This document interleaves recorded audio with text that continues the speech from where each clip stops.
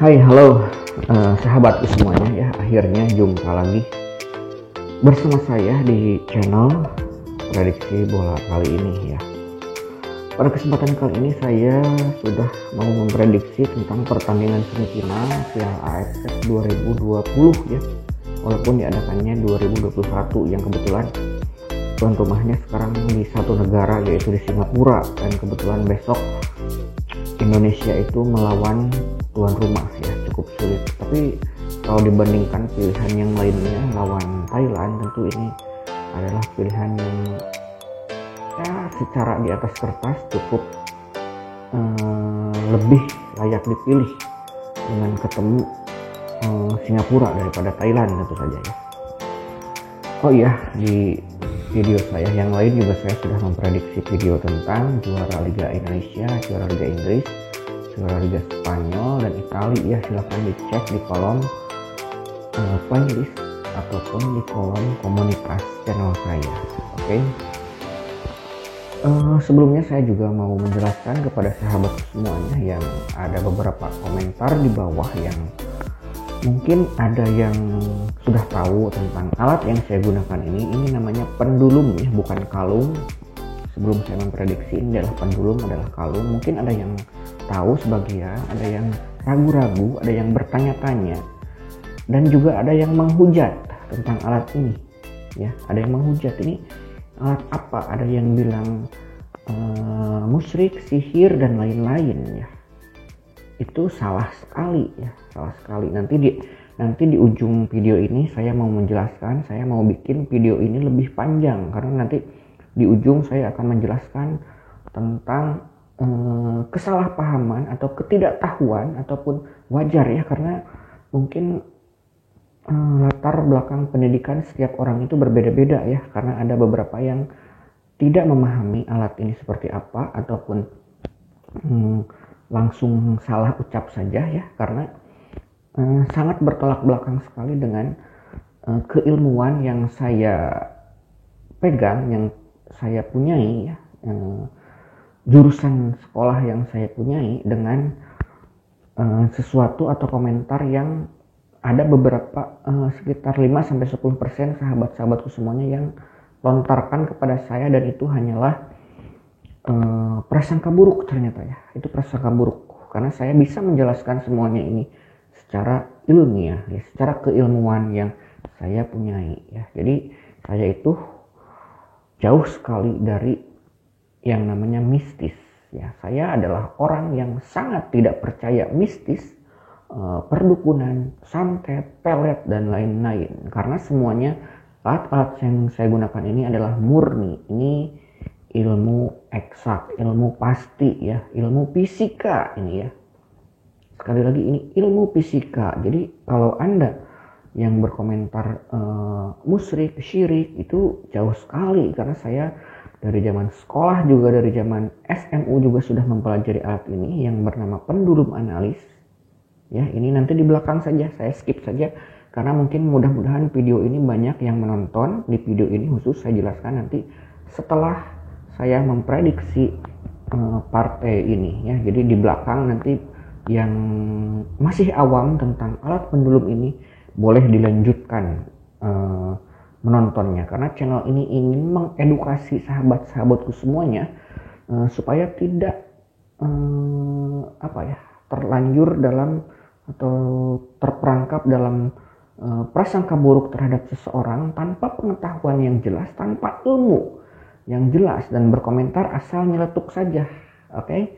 Mudah-mudahan dengan adanya channel ini saya bisa mengedukasi teman-teman yang belum paham ya. Di manakah letak edukasinya nanti saya jelaskan setelah saya memprediksi. Oke, balik lagi ke pertandingan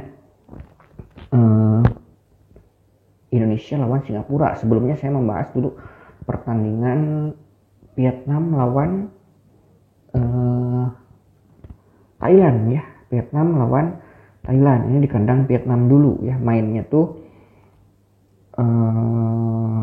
Kamis. Kalau Indonesia tuh lawan Singapura tuh adalah hari Rabu ya, tentu saja Rabu besok tentu saja ya. Jadi duluan Indonesia secara waktu. Indonesia sama Vietnam lebih lama waktu istirahatnya. Indonesia cuma istirahat sebentar ya. Saya prediksikan ini Vietnam lawan Thailand ini bakal tampil hati-hati di pertandingan pertama ini ya. Saya prediksi dulu Vietnam lawan Thailand. Vietnam lawan Thailand bakal menang Vietnam.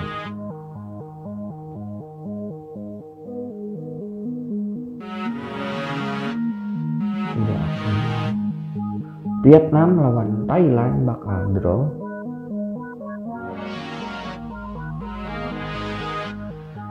Oke, draw. Vietnam lawan Thailand bakal menang Thailand.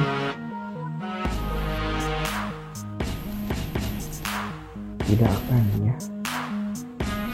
Oke, bakal draw 0-0. Tidak akan. Draw 1-1.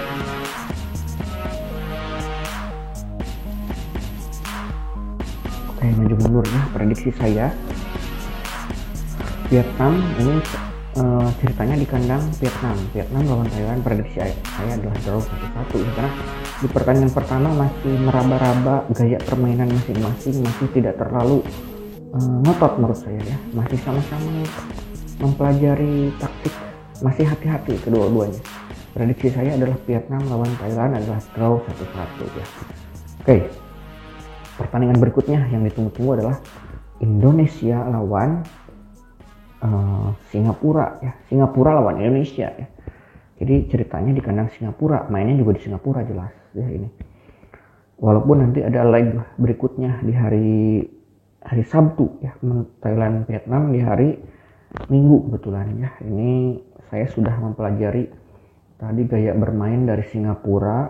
Terus Singapura tuh tidak terlalu banyak mencetak gol seperti Indonesia dan juga Vietnam ya. Jadi tidak terlalu gacor sekali gitu kan. Bahkan saya melihat lawan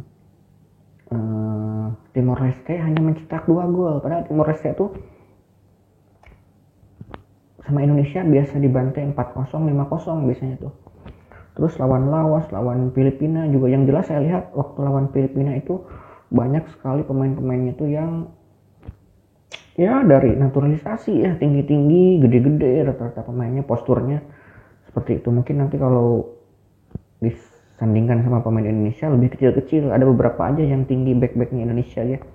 Akan Bagot, seperti siapa lagi, Ramai Romakia kecil juga, Egy juga kecil. Mudah-mudahan nanti Egy katanya sih belum bisa main, tapi Elkan Bagot sudah mulai oke ya, sudah mulai gacor kemarin juga mencetak gol ya. Oke, prediksinya langsung saja menurut saya seperti ini kurang lebih.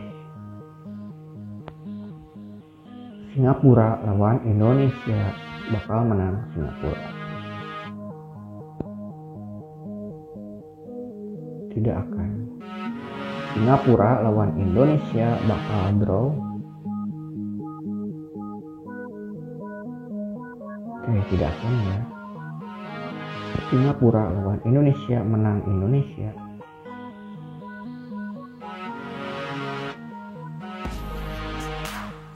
Oke, menang Indonesia ya.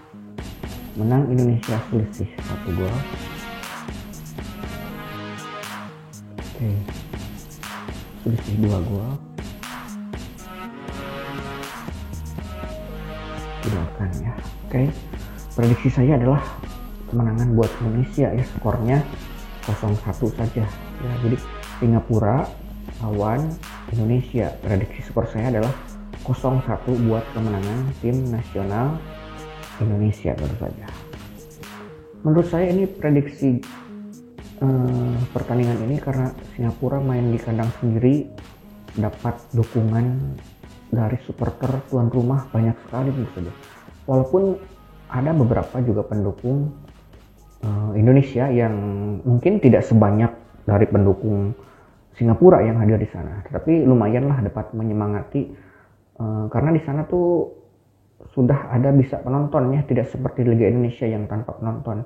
Walaupun di Singapura juga masih dibatasin jumlahnya, mungkin tidak sampai penuh seperti di Liga-Liga Inggris ataupun di Liga-Liga Spanyol ataupun Liga Italia ya. Jadi masih dibatasin gitu kan. Nah, hal ini juga Nah, hal ini juga tentu saja masih menjadi ya faktor kecil yang bisa mendukung timnas untuk memenangkan pertandingan ya. Saya prediksikan dari awal pertandingan ini Singapura yang bertindak sebagai tuan rumah ini bakal menekan dari awal, tentu saja ya, menekan dari awal. Indonesia lebih tenang menurut saya ya. Setelah kemarin percaya diri, Singapura kan abis kalah, itu ada beban sedikit sebagai tuan rumah, itu ada gengsi tersendiri, kalah lawan Thailand 2-0 juga ya. Ini lawan Indonesia juga pasti agak-agak dikebut, pengen nyerang dari awal, dan Indonesia lebih tenang menurut saya, lebih tenang dalam menjaga gimana ya, tidak terlalu terburu-buru gitu kan, dalam bisa lebih mengontrol supaya Singapura mencoba menyerang dari kiri dari kanan, dan itu menurut saya Indonesia tidak akan seperti ketika melawan Vietnam yang bertahan total, cuman beda ya. Sekarang juga bertahan tapi lebih ada sedikit counter attack daripada ketika lawan Vietnam ataupun lawan Malaysia yang di babak kedua itu total menyerang ya, tidak akan seperti itu juga. Lebih balance menurut saya itu. Tetapi di sini prediksi saya Indonesia bakal karena agak-agak susah juga dilihat Singapura itu mencetak gol itu. Ketika kemarin lawan Filipina juga masih ada gol-gol yang menurut saya berbau keberuntungan, seperti golnya lawan Timur Leste. Berbau keberuntungan tuh seperti ini, kayak Indonesia lawan Malaysia mencetak gol pertama, tetapi dari kesalahan pemain kita yang membuang tidak bagus gitu kan, malah ke kaki lawan. Nah itu kan tidak melalui set piece, serang kiri serang kanan, tidak melalui permainan gitu kan. Nah itu kalau Indonesia kan menyerang dengan strategi yang dijalankan akhirnya membuahkan gol, itu kan benar-benar menghasilkan gol dari strategi gitu kan. Berbeda dengan gol-gol yang saya lihat dari tadi pertandingan, saya melihat beberapa pertandingan ke belakang Singapura, menurut saya agak ada beberapa gol yang berbau keberuntungan bahkan ya. Terbukti lawan Thailand itu mereka kalah dalam penguasaan bola juga, walaupun itu tuan rumah gitu kan Singapura ini. Dan prediksi saya nanti ada serangan balik yang bisa dimanfaatkan oleh kecepatan dari ya seperti biasa ya, Irfan Jaya ataupun Ramai Romakil kan itu cepat sekali, itu bisa dimanfaatkan serangan baliknya. Menurut saya prediksinya nanti ada serangan balik cepat dari Indonesia yang berhasil dimanfaatkan menjadi gol. Setelah unggul 1-0 mungkin agak sedikit bertahan nanti Indonesia, tidak terlalu ofensif nanti setelah gitu. Jadi prediksi saya adalah 0-1 ya, Singapura versus Indonesia. Prediksi skor saya adalah 0-1 buat kemenangan tim nasional Indonesia ya. Mudah-mudahan prediksinya sesuai dan cocok ya. Oke, menjelaskan seperti saya janji tadi ini, boleh ditanyakan kepada orang yang lebih pintar di lingkungan Anda, bisa seorang ustadz ataupun seorang yang ya misalnya guru atau dosen fisika atau kimia ya, pasti tahu tentang alat ini. Ini bukan musyrik, bukan sihir. Saya juga seseorang yang sangat percaya kepada Tuhan, tidak mempercayai alat ini di dalamnya ada apa-apa, sama sekali tidak. Justru saya adalah orang yang sangat tidak mempercayai adanya mistis, sihir ataupun kesurupan, karena itu bertentangan dengan ilmu yang saya pelajari. Saya mempelajari ini dari kelas 3 SMA, juga ada di pelajaran SMA itu ada. Di fisika alat ini bernama pendulum analis ya. Bagi teman-teman yang suka berkomentar seenaknya, ketika saya ditanya balik mereka tidak bisa menjawab. Karena asal ngomong, asal ucap tanpa ilmu pengetahuan gitu kan. Oke, ya gitu. Boleh ditanyakan ke Ustadz, saya menunggu sekali orang yang bisa menjawab. Kemarin ada yang bilang musyrik, silakan cantumkan dalilnya ataupun ayat-ayatnya atau surat apa atau ada dari mazhab apa yang menjelaskan secara spesifik tentang pendulum gitu kan. Saya juga sudah menanyakan ke ustadz, kemana siapa. Ini kebetulan yang ustadz yang saya tanya juga beliau juga ada yang mempelajari ini juga ya. Pendulum ini alatnya pendulum analis ya. Ini alat ini pendulum analis tuh tidak seperti kalung bentuknya, tidak mengandung magic atau jin dan lain-lain. Ini bisa bergerak sendiri tanpa digerakkan sama tangan. Ini tangan kanan saya, ini tangan kanan saya. Boleh dicoba teman-temanku di rumah masing-masing karena orang Indonesia kebanyakan menganggap sesuatu hal yang aneh-aneh itu selalu dihubungkan dengan hal-hal yang mistis. Nah, di sini saya ingin mengajak, mengedukasi teman-teman semuanya, sahabat-sahabatku semuanya, jangan selalu menghubungkan segala sesuatu yang aneh-aneh itu dengan mistis. Seperti ada gerhana, harus mukul-mukul halu atau apa, gitu kan, aneh-aneh. Itu kan fenomena alam, gitu kan. Kalau dulu orang di daerah saya itu katanya dunia atau bulan ditelan buta ijo, gitu kan. Itu kan cerita jadul orang-orang Indonesia zaman dulu. Jangan seperti itu. Jangan menghubungkan segala sesuatu dengan yang mistis-mistis. Ini bukan mistis. Ini alat ini pendulum itu diciptakan tahun 1600-an di Romawi oleh ilmuwan yang bernama Galileo. Boleh dicek di channel YouTube ataupun di Google ataupun di buku fisika. Saya lupa. Saya punya buku setebal ini. Kalau tidak percaya boleh cek di Google, di YouTube, apa itu pendulum, bagaimana cara penggunaannya. Kan ada yang suka komen, coba digantungkan di paku gitu kan. Kan aneh itu. Seperti tidak pernah membaca dan seperti tidak pernah sekolah Anda, coba digantungkan di paku. Sedangkan cara penggunaan pendulum juga di YouTube, di Google itu harus dipegang lewat tangan kanan karena ada gelombang elektromagnetik, gelombang beta dan theta yang mengalir lewat tangan kanan. Ini bisa membangkitkan alam bawah sadar ya. Dan itu bukan mistik, bukan tahayul.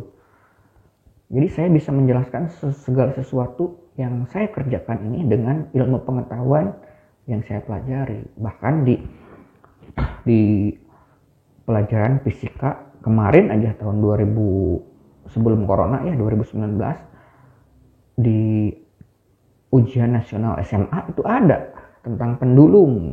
Itu ada dipelajarin sama guru fisika. Juga saya juga dulu belajar ini.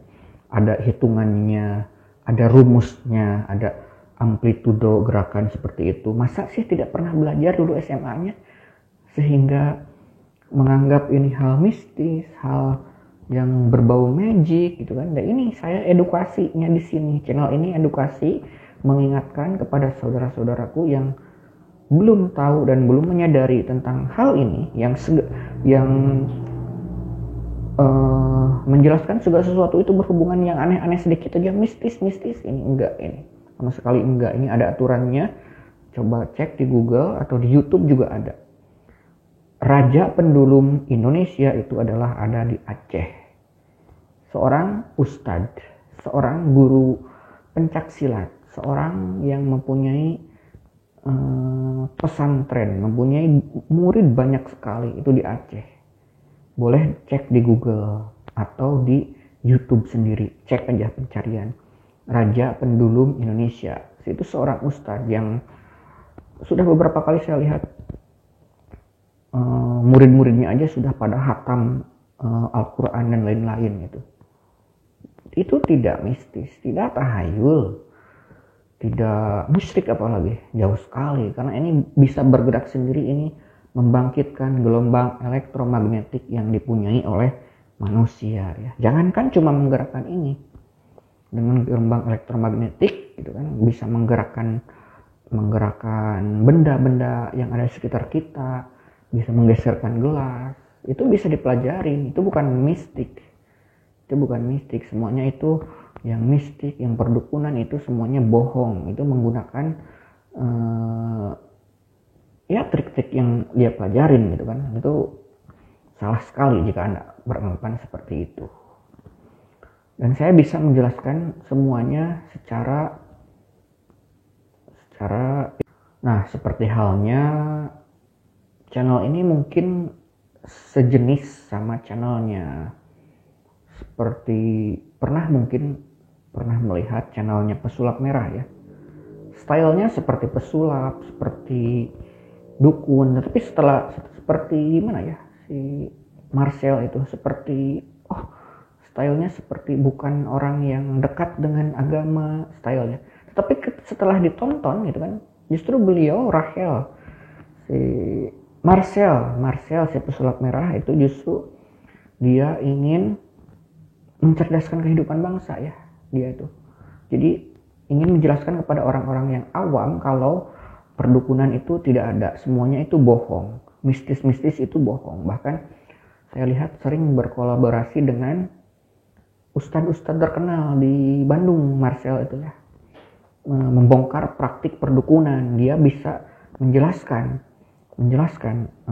trik-trik perdukunan yang dipelajarin seperti apa, seperti ini, dia selalu menjelaskan. Dan salah satunya ini bagi orang yang awam pasti itu kok gerak-gerak sendiri, ada jinnya. Tidak sama sekali ya, tidak sama sekali, jauh sekali itu dari prasangka buruk ya. Mudah-mudahan ada teman-teman yang kemarin penasaran dengan hal ini ya. Saya jauh sekali dari kata perdukunan, dari mistis, dari jin, dari kata-kata mustrik. Jadi kita harus sangat hati-hati dalam berkomentar, karena komentar Anda yang kemarin itu mungkin akan dipertanggungjawabkan di akhirat nanti, karena itu berprasangka buruk terhadap seseorang karena kebodohan kita gitu. Langsung berkomentar negatif, komentar aneh, itu kan berprasangka buruk, itu kan dosa ya, dosa besar itu. Jangan sekali sampai kita meninggal nanti dihisab di yaumul akhir. Kalau prasangka buruk itu, kalau sampai tidak minta maaf sama orang yang diprasangka burukan, kayak seperti hutang gitu kan, kalau sampai meninggal dibawa, itu kan dosa besar yang bisa membawa ke neraka gitu kan. Ini sekalian saja menjelaskan, mungkin mudah-mudahan di video ini, di video prediksi ini banyak yang menonton, mudah-mudahan nyampe di atas 5.000 lah atau 10.000 lah. Kemarin juga karena ada yang nyampe 14.000 ya, prediksi Indonesia lawan lawan Kamboja. Saya mudah-mudahan banyak yang nonton penjelasan ini, supaya teman-teman tidak mempunyai rasa prasangka buruk terhadap seseorang gitu kan. Jadi hati-hati dalam berbicara kalau tidak berilmu ya. Jadi kalau belum punya ilmunya jangan sembarang ngobrol, karena di sini saya juga menanyakan kepada siapa saja yang berkomentar, saya tanyakan ulang, nggak ada lagi kesananya, langsung menghilang, karena mungkin asal itu ngomongnya. Karena ditanya hadisnya seperti apa, karena saya juga sudah menyiapkan bahasan yang akan saya perdebatkan dengan teman-teman yang mungkin merasa lebih tahu, lebih pintar. Wah itu perlihatkan tangannya, perhatikan tangannya digoyang-goyangkan sama tangan gitu kan. Ya emang kan sama tangan, nggak ada yang melihat ini saya pegang pakai kaki gitu kan.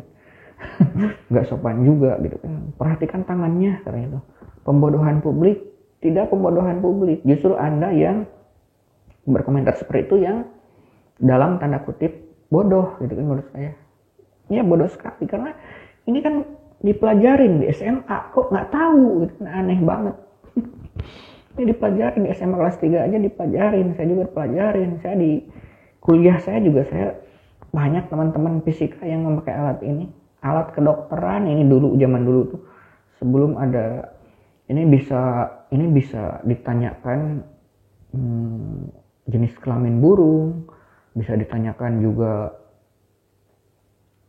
jenis kelamin bayi yang ada di dalam kandungan. Itu bisa. Itu kalau sama orang yang terlatih itu bisa 99% akurat. Itu dulu digunakan dari 1600 sebelum Masehi. Nah, dari 1600 Masehi di Roma ya, oleh ilmuwan Galileo. Dulu alat kedokteran itu pakai pendulum dulu, sebelum adanya alat-alat yang lain yang modern seperti sekarang ini. Dulu bahkan di peternakan di Belanda, di coba cek sekali-kali punya HP itu digunakan kawan-kawan semuanya buat menambah ilmu pengetahuan lah gitu kan. Dulu peternakan di Belanda, di Italia itu cara memisahkan burung atau ayam yang baru menetas itu pakai pendulum. Mana yang jantan, mana yang betina itu pakai pendulum. Itu 99% akurat. Berarti kalau dari 10 tuh salah satu yang meleset itu. Seperti itu kurang lebih gitu kan. Jadi intinya pendulum itu bukan mistik, bukan mistis, bukan sulap, bukan sihir gitu kan. Ini saya hanya hiburan saja. Channel hiburan sekaligus ingin mencerdaskan sahabat-sahabatku semuanya supaya tidak terjebak dalam prasangka buruk dan juga lebih smart dalam berpikir, lebih smart thinking smart ya. Oke, yang masih belum penasaran nanti saya lanjutkan di video berikutnya supaya tidak terlalu lama ya nanti. Mudah-mudahan tercerahkan dengan adanya video ini, mudah-mudahan ada yang menonton juga penjelasan dari saya supaya ya channel ini berguna buat membantu menambah pengetahuan Anda semuanya. Oke. Terima kasih sudah menyimak video ini. Mudah-mudahan timnas Indonesia memenangkan pertandingan ya. Mudah-mudahan menang ya, walaupun ini di kandang Singapura gitu kan. Ada kemungkinan draw, ada kemungkinan imbang juga. Tapi saya lebih melihat ini bakal dimenangkan oleh Indonesia dengan skor 0-1 yang mencuri gol kemudian bertahan begitu saja. Oke, terima kasih sudah menyimak video ini. Mudah-mudahan timnas Garuda menang. Oke. Salam prediksi bola. Bye bye. Sampai jumpa lagi di video saya yang berikutnya.